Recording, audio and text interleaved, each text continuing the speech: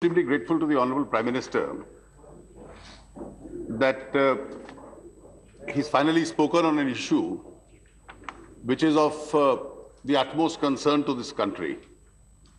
When the honorable members of the ruling benches were clapping and cheering on the statement, I thought that a good news was in the offing. The financial data for the recent months is to be announced today. I understand it's been deferred to be announced only in the evening. But the Prime Minister, who has more authentic information than any of us on the subject, has given an indication that the growth in the first quarter is likely to be more flat. So this country has survived many economic crises in the past. We survived the East Asian economic crisis in the late 90s, the slowdown of the earlier part of the last decade. To some extent, we tried to survive even the global financial crisis or the Lehman crisis of the last decade. But there is one fundamental difference. Today, the situation appears to be far gloomy, and the ability of the government and its political leadership to handle this crisis itself has lost confidence not only in the country, but is also losing the confidence of the investing community. And this has happened over the last few years. Let me start with the last point that the Prime Minister made.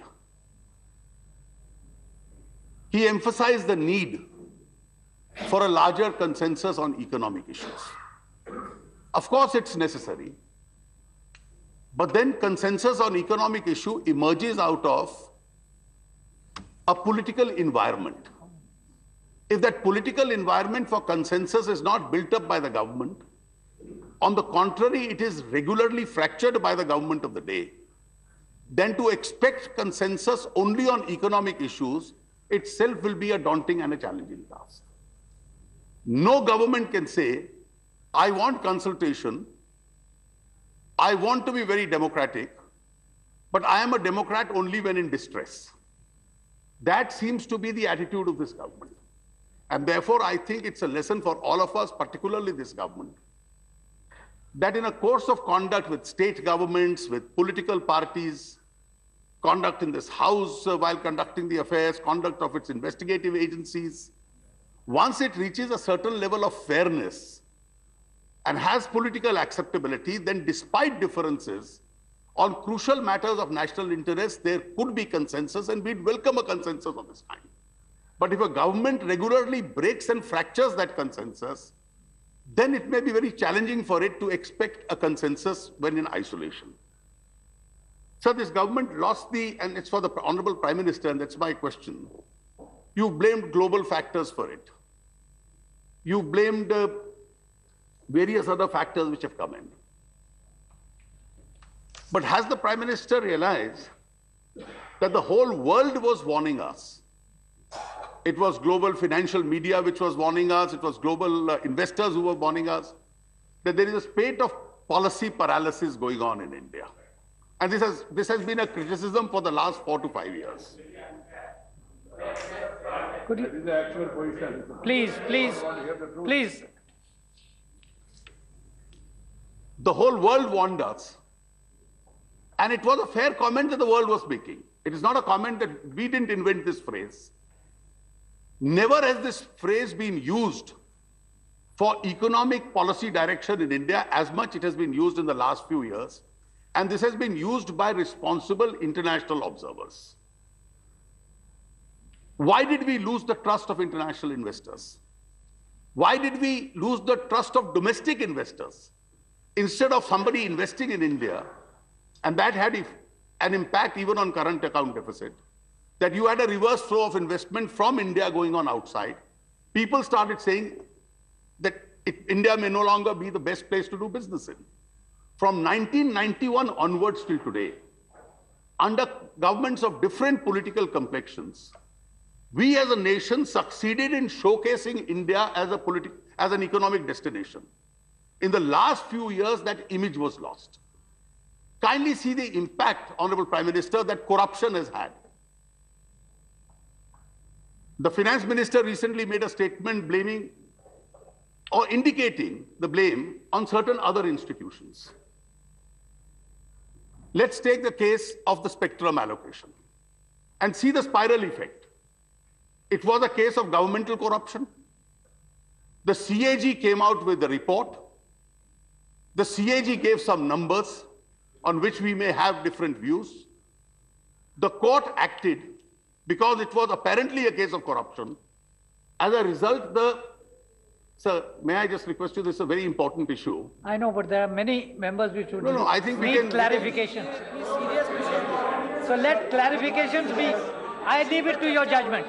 I leave it to the judgment of the Honorable LOP. I'll try and be as brief as possible. And finally, you had a situation, besides prosecutions, you had licenses being terminated, investments being confiscated. Now, this was a spiral effect of governmental corruption. Now, we became a country where investments could be confiscated, licenses could be cancelled. Coal. The government speaks of essential imports. Oil is an essential import. Edible oils are essential imports. But we have coal reserves. What has happened in the last 6-7 years because of coal?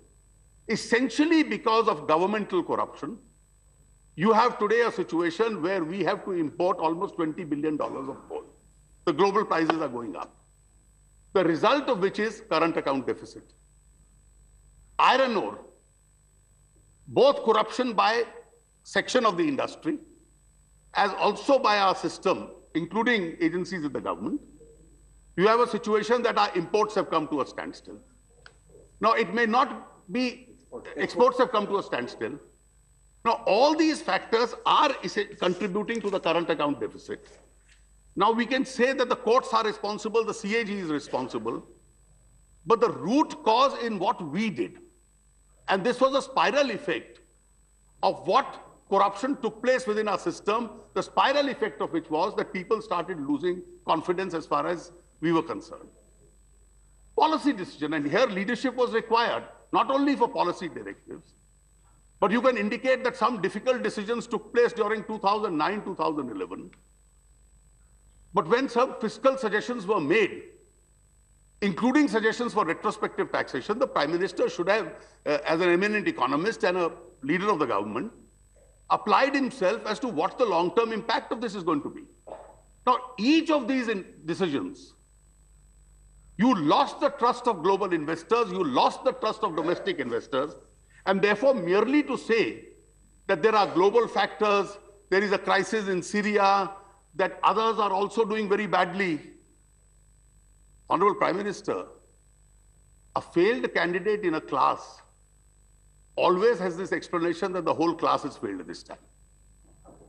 That is no explanation. We were amongst the fastest growing economies in the world.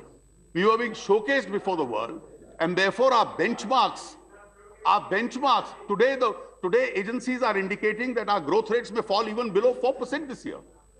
Now, if this is to happen, you'll have to realize that what is the priority of this government? And we'd like a specific answer. You speak in terms of correcting the fiscal deficit. Look at the figures.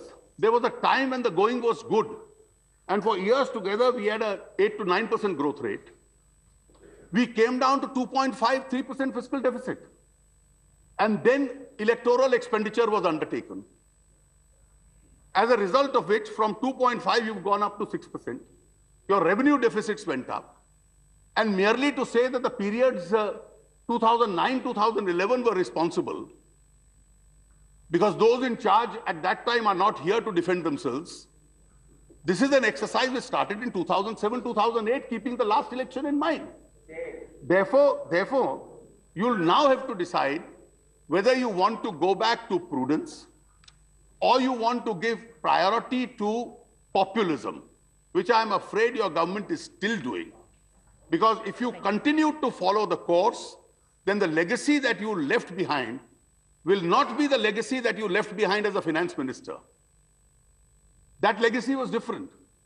The legacy then you will leave behind as Prime Minister is going to be, after me the deluge. The country cannot afford it. and therefore we'd like you to respond to these clarifications as though these domestic factors have also contributed to the mess in which the country has been landed up. Thank you very much. I have a